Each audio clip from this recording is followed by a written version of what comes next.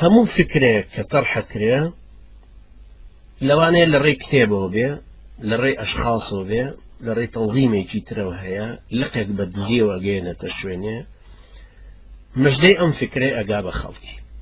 ئەم خەڵکە وردە وردە وەریەگرن و مناقەشەیەکەنەوە لە ناو خۆیان لە فکری یەک کەسێەوە یا یەک کتێبەوە یا لە لقێکی نهێنیەوە کۆمەڵی خەڵگەکەونە مناقەشەی ئەم ئەفکارانە تا پێی مقتەنیع هەبن. ئەم خەڵکانە دوو جۆرن، هەیە مقتەنیع بووە بە فکرەکە کە لە کتێبەکەوەیە یا لە منهەجی حیزبەکەوەیە یا لەو شروحاتانەوەی کە کراوە، هەندێکی کەش عاتیفی کۆ ئەبنەوە لە پیاوەکانی واجهە.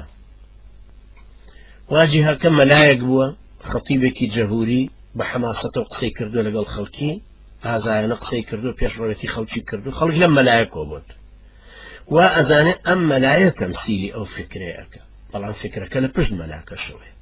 ئەم فکرەی ئێمە تەرحیەکەین، ئەوە چەند ساڵە بڵێن شەرحیەکەینەوە، وە خەڵکانێکی تریش کە لە خلالی 1000 محاضرەوە ڕەنگە یا زیاتر بەرجۆی کەوتووە. وردە وردە دید و تەسەورێکی بۆ دروست بووە، تێڕوانین و پێناسەیەکی بۆ دروست بووە کە ئەم ڕەوتەی ئێمە باسی ئەەکەین چییە؟ چیمان پێیە؟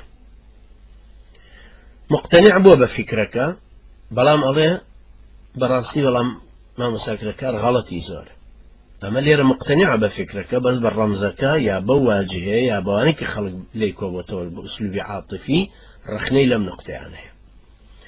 ئەوانی تر فکرەکان زۆر قاڵ نەبوونەتەوە لە فکرەکەیە، زۆر ئیستیعابیان نەکردووە، لە خۆیان نەگرتووە، بەڵام بە قیاس ئەڵێن بەڵام مامۆستاکرەکار باشترە لە فڵان، لەبەرەوە لەگەری بین باشترە. ئەمەیان کە هەردووکی تەبعاً لە قورئانە هەر هاتووە، ئامەنا بڕەبی هارون وموسى، سحربازەکان سەیریان کرد خۆیەوە ئەوان خواکە ناناسن، جار بەرنامجەکە نازانن چییە، بەڵام موسا و هارون نەناسن سەلامی خوایان لێ. ئیمانیان بە پەیامەکە هێناوە لە خلالی سەیدنا موسا و سەیدنا هارونەوە. لە شوێنێکی تر خوای گەورە بۆمان باسەکە فەرمێ ئامەنا بڕەبی العالەمین، ڕەبی موسا و هارون. باوەڕیان بە پەیامەکە ئەم جارە هێناوە کە لە خوای پەروەردگارەوە هاتووە، لەبەرەوە پەیامەکەی بۆ ڕۆشنکردنەوە. و هارون هو ئەفسەح منی لیسانەن، هارونیش بەو زمان فەسیحیەی خۆی بە ڕەوانبێژی خۆی دینەکەی زۆرتر بۆ ڕوون کردوونەتەوە، لەبەر ئەوانە مەنهەجەکەیان ناسیوە. ئێمە لەم ڕەوتەی خۆمانە هەردوو پۆلە خەڵکەکەمان لێ کۆبووە، هەیە بە قەناعەتێک لەگەڵ فکرەکەیە، هەیە بە عاتیفە لەگەڵ واجهەکان هەیە. لەبەرەوە زۆر زەروریە برایانی بەڕێزم، بۆیە لە سەرەتاوە باسم لەو کەسانە کرد کە قەناعەتیان بە فکرەکە هێنابێ. ئەمە مهمە، چونکە ئەو کاتە ئیشەکە ڕەبت نابێتەوە بە کرێکارەوە. منەوە 51 ڕۆژە لێتان دوورم، بەڵام ئەگەر هەر بەردەوام دوور بووم بێت ئێخوار بێتەوە ئەم ئیشە ببێ بەڕێوە. ئێوە کۆمەڵ خەڵکێکن زیاد لە 200 کەس ئەم قەناعەتەتان بۆ دروست بوو. ئەگەر ئەم قەناعەتە بەهۆی ئەوە دروست بووە کە کرێکار محوەری ئیشەکەیە، تۆ لەبەر کرێکار هاتوویتەتە پێشەوە، تۆ پێویستیت بەوە هەیە نیەتت ڕاستکەیت، پێویستت بەوە هەیە لەبەر خاتری خوای گەورە بێیتە پێشەوە بڵێ مناسەڕەی ئەم مستەضعەفانە ئەکەم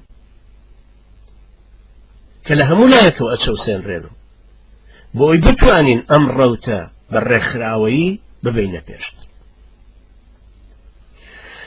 لەبەرەوە زەروریە ئەوەندەی کە پێکەوەین بتوانین ڕێخستنێکی وە ئەو ڕەوتە بیگرێتە خۆ، بۆمان ببێ بە بواری تعبیرکردن و خۆناساندنمان لیتەکونوا شوهەداء عەلى الناس، ببێ بە وەسیلەی بەدەرخستنی تەواوی وزەکانمان بەرەو مەرکەزیەتێکی کار و کارێکی منەظەم، ببێ بە ئامێری تین و فشار لەسەر تاغوتان و زاڵمان و مجرمانێک کە هەتاکو ئێستا دەستیان لە بینەقاقامان ناوە، تەنانەت مافی هەناسەدان و پشودان و حەوانەوەیەکمان لە هیچ شوێنەکە بۆ دروست نابێت. و ئەم تین و فشارەشمان بەردەوام هەر لەسەرمانێ هەتاکو خۆمان وەکو پیاو، وەکو شێر، وەکو پڵنگ ئەبینە ساحەبی نینۆکی خۆمان، ساحەبی دان و کەڵبە و هێز و چەپۆکی خۆمان، ئەو کاتە خەڵکێکی کەش حساباتێکی ترمان بۆ ئەکەین.